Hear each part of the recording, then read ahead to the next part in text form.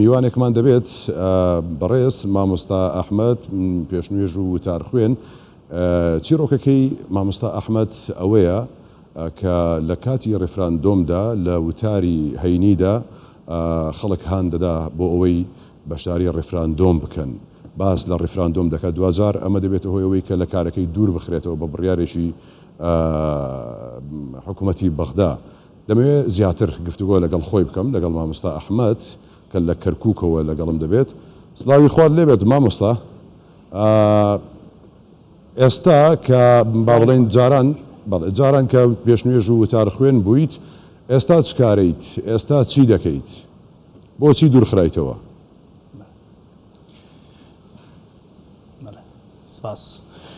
بسم الله الرحمن الرحيم الحمد لله رب العالمين الصلاة والسلام على خاتم الأنبياء والمرسلين سيدنا محمد وعلى آله وصحبه أجمعين زۆر سپاس بۆ ئەم دەرفەتە من ئێستا تەبیعی لە شاری کەرکووکم من پێشنوێژ و وتار خوێنم و هەروەها ئێستا کە حالیەن مارەسەی ئیمام و خیتابە ئەەکەم لە مزگەوتێکە کە ئەو مزگەوتە سەر بە ئەوقاف نییە یعنی واتە سەر بە هیچ تابعێکی هین نییە هین کۆمەڵێکی مسلمانە دروستیان کردو خۆیان و من وتاری جمعە خوێنمەوە سەر بە ئەوقاف و هیچ لایەنێک نییە و ئیشی حڕیشەکەم بۆ خۆم لە دەرەوە ینی ئیشێکی تایبەتی خۆم هەیە لە دەرەوە غیری ئیشی مەسەلەن مەلایەتی باشە 5 ساڵ بەر لە ئێستا بۆچی لادرای لە پێشنوێژ و وتار خوێنی بەڵێ ئەو کات 5 ساڵ پێش تاکە ینی پێش 16 ئۆکتۆبەر بڵێن لە پێش 16 ئۆکتۆبەرە بەڕاستی من لە شارۆچکەی پردێ لە مزگەوتی سەروەران ئیمام و خەتیبی ئەو مزگەوتە بووم بەڕسمی لەلایەنی ئەوقافی کەرکووکەوە من ئیمام و خەتیبی مزگەوتەکە بووم لە تەمان 16 کە 16 ئۆکتۆبەر هات وتارێکی من لە کەناڵی کوردستان 24 بڵاو بووە لەسەر ڕێفراندۆم ئەو کات خەڵک و کورد و مسلمانانی ئەو کاتەم هاندا بۆ ئەوی بەشداریەکی فراوان لە ڕێفراندۆما بکەن چووکە ئەو کاتیش وتم چۆن عەرەب خاوەنی دەوڵەتی خۆیەتی ئەوەنە دەوڵەتیان هەیە چۆن فارس چۆن تورک چۆن ئینگلیس چۆن کەسانی تر خاوەنی دەوڵەتی خۆیانن پێویستە ئەم میلەتەش ببێتە خاوەنی سیادە و دەوڵەتێکی خۆی لەبەر ئەوی مافی خۆیەتی وەکو شەرع وەکو قانون وەکو دین وەکو یاسا وەکو مرۆڤایەتی وەکو هەموو شتێک چونکە ئێمە ئەو کاتیش لە وتارەکەی ئەو کاتیشە لە سەروبەندی پێش ڕێفراندۆم ئەوەمە وتوتم ئێمە جلوبەرگمان جیاوازە هەوامان جیاوازە خاکمان جیاوازە ئاومان جیاوازە هەموو شتێکمان لەگەڵ نەتەوەی عەرەبا کە لەگەڵ ئێمە ئەژێن ئێمە هەموو شتێکمان لەوان جیاوازە ئێمەش حەقی خۆمانە چۆن ئەوان خاوەنی دەوڵەتی خۆیانن ئێمەش وەکو کوردێک وەکو مسلمانێک حەقی خۆمانە ببینە خاوەنی سیادەی دەوڵەتی خۆمان باشە کەواتە چیان پێگوتی لە بەرامبەردا نییە هەر ئەوە بۆ هۆکار لە سەروبەندی تەبعاً 16 ئۆکتۆبەرە کە بەڵێ لە سەروبەندی دوای مەسە بڵێ 16 ئۆکتۆبەر هێزێکی ئەمنی لە شارۆچکەی پردێ تەلەفۆنیان بۆ من کرد بە تەلەفۆن ئاگداریان کردمە وتیان تۆ لە پردێ نەماوی بە هیچ شوێ نە لەسەر وەزیفەکەت ماوی وەکو ئەوقاف نە لەسەر مزگەوتەکەشت ماوی ئەتوانی بگەڕێتەوە بۆ مزگەوتەکەت بۆ مدەی 4 مانگیش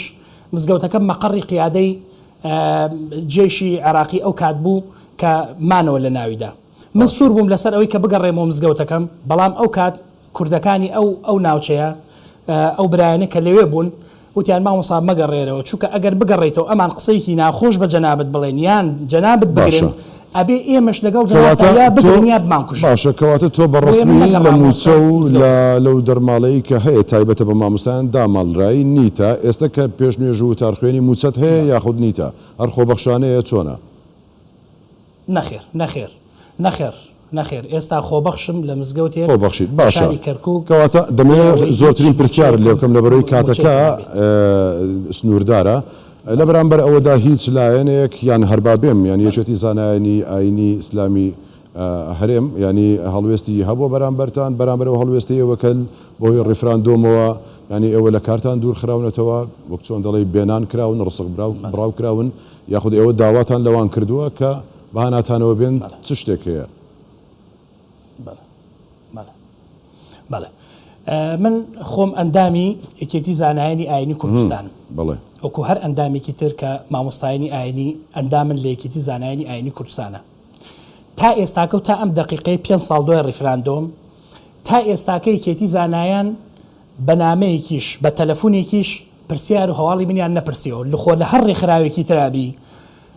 یەکێتی زانایان ڕێکخراوێکی مامۆستایانی ئاینیە لە هەر ڕێکخراوێکی ترابی پرسیاری ئەندامەکەی خۆیان ئەکەن بۆ ئەوەی بزانن ئەم ئەندامەیان چی بەسەرهات من خەتەرێکی زۆر لەسەر ژیانم هەبوو لە کەرکووک کە تا ئێستاکەش ئەو بۆ خەتەرەوە ماوە من ئێستاش کە وتارە دەم سانسۆر لەسەر وتارەکانم هەیە یعنی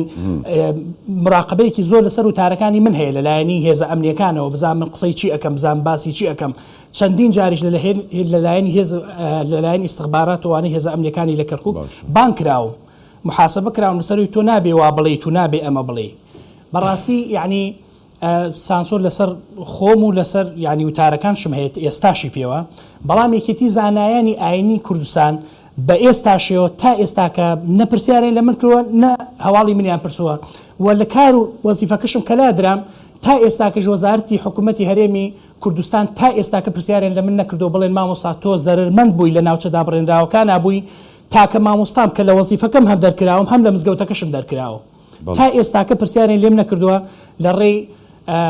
هیچ شتێکەوە بەڕاستی باشە ئەوە دەنگت گەیشت مامۆستا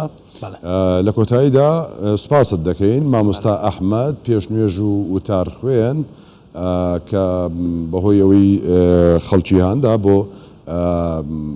ڕێفراندۆمی سەربەخۆیی وەکەوەی کە خۆی باسی کرد لە کارەکەی دوورخرایەوە و ئێستا خۆبەخشانە پێشنوێژ و وتار خوێنی دەکات زۆر سپاس بۆ جەنابەت مامۆستا ئەحمەد